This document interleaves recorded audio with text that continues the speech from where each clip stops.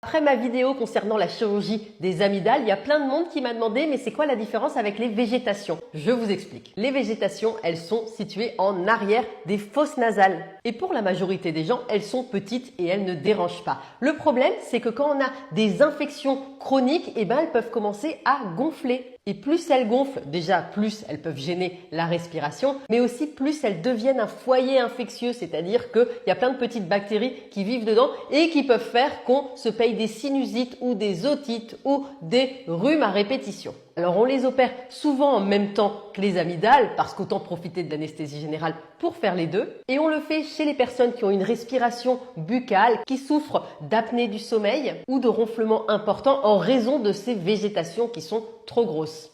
Et on a tendance à le proposer aussi chez les personnes, souvent les enfants, qui font des otites à répétition ou des sinusites à répétition. Comme vous voyez sur cette vidéo, on passe par la bouche et on met la lumière par le nez. Et puis avec un espèce de petit miroir, le chirurgien va cautériser, il va retirer ces adénoïdes, donc ces végétations. Une chirurgie qui est généralement beaucoup mieux tolérée que la chirurgie des amygdales. Elle entraîne très peu de douleur, elle entraîne très rarement des saignements, parfois des petites croûtes rouges qui peuvent sortir, mais franchement pas grand-chose. Et c'est une chirurgie qui a très peu d'effets secondaires.